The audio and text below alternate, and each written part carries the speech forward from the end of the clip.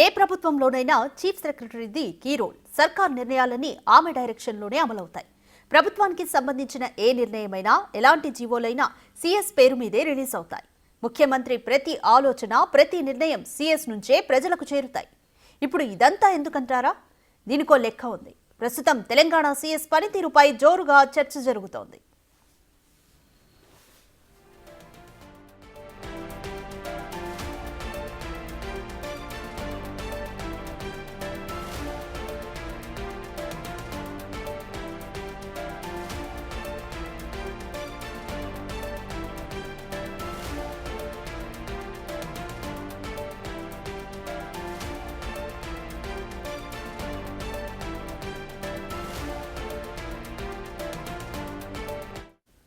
ప్రభుత్వం ఆశించిన ఫలితాలు రావడం లేదా? విధాన నిర్ణయాల అమల్లో లోపం జరుగుతుందా? అధికారులను పర్యవేక్షించాల్సిన సీఎస్ ఉదాసీనంగా ఉన్నారా? ఆయా స్కీంలకు సంబంధించిన కార్యదర్శులకు డైరెక్షన్ ఇచ్చి వారితో పని చేయించడంలో ఆమె చొరవ తీసుకోవడం లేదా? సందేహాలను నివృత్తి చేసుకోవడానికి వెళ్లిన ఆఫీసర్లకు ఆమె టైం ఇవ్వడం లేదా? ఇలాంటి చర్చలు సచివాలయంలో రొటీన్ అయిపోతున్నాయట.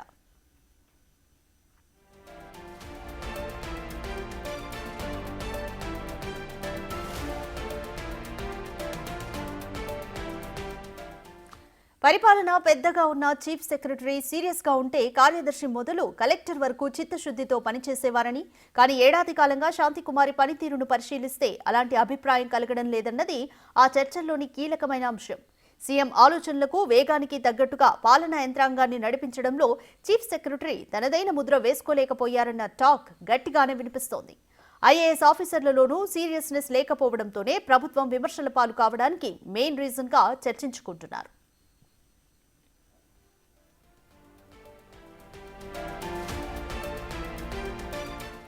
ప్రభుత్వం మారినప్పుడు సహజంగానే చీఫ్ సెక్రటరీని మార్చే సంప్రదాయం ఉంటుంది.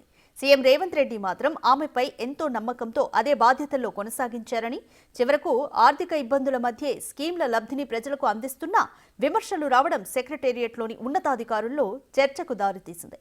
ప్రభుత్వ నిర్ణయాలను అమలు చేయాల్సిన అధికార యంత్రాంగాన్ని నడిపించాల్సిన సీఎస్ విమర్శలకు తావులేని తీరులో వ్యవహరించాల్సి ఉంటుందని, కానీ ముఖ్యమంత్రి కేబినెట్ స్థాయిలో తీసుకునే నిర్ణయాల అమలులోనూ లోపాలు జరగడాన్ని ఎత్తి చూపుతున్నారు. పాలనా వ్యవస్థలో అలసత్వం, నిర్లక్ష్యం పేరుకుపోయిందన్న చర్చ నడుస్తోంది. అధికార యంత్రాంగానికి అధిపతిగా ఉండే సీఎస్ మొదలు వివిధ శాఖల్లోని కార్యదర్శులు కలెక్టర్ స్థాయి వరకు విధుల పట్ల సీరియస్గా లేరనే విమర్శలు వస్తున్నాయి.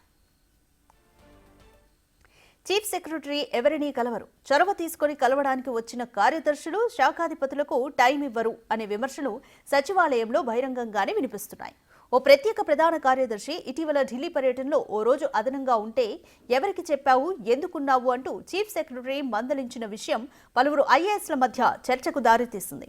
సీఎం సూచనలతోనే ఢిల్లీలో ఉన్నా అంటూ ఆయన బదులివ్వడంతో నొచ్చుకున్నారని కూడా వారి మధ్య గుసగుసలకు కారణమైంది.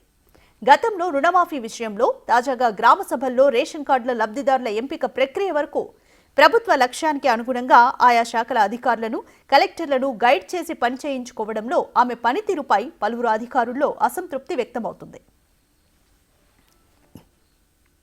కొన్ని శాఖల్లో అధికారులు, మంత్రులకు కూడా వివరాలను ఇవ్వడం లేదనే విమర్శలున్నాయి. అధికారుల తీరుపై అసహనం వ్యక్తం చేసిన ఒక మంత్రి ఇటీవల ఈ శాఖ నుంచి తప్పుకోవడమే బెటర్ అనే అభిప్రాయానికి వచ్చారట. అడిగిన సమాచారాన్ని తన శాఖ అధికారులు ఇవ్వడమే లేదని ఓ మహిళా మంత్రి ఇటీవల వాపోయారట. చీఫ్ సెక్రటరీ దృష్టికి ఈ విషయాన్ని ముఖ్యమంత్రి ద్వారా, సీఎంఓ అధికారుల ద్వారా తీసుకెళ్లినా ఫలితం లేదని సైలెంట్ అయిపోయారన్న చర్చ జరిగింది. ప్రభుత్వ ఉద్దేశాలకు, లక్ష్యానికి అనుగుణంగా అధికారులను నడిపించాల్సిన సీఎం ఆదేశాలను నిరంతరం ఫాలో అప్ చేయడంలో పలువురు ఐఏఎస్లు ఆమెను వేలెత్తి చూపుతున్నట్లు విమర్శలు వినిపిస్తున్నాయి. ఇక వివిధ శాఖల కార్యదర్శులకు చీఫ్ సెక్రటరీకి మధ్య గ్యాప్ ఉన్నట్లు, ముఖ్యమంత్రి ఆదేశాలకు అనుగుణంగా ఆ శాఖలతో ఫాలో అప్ సమీక్షలు మొక్కుబడిగా జరుగుతున్నాయనేది మరో ఆరోపణ.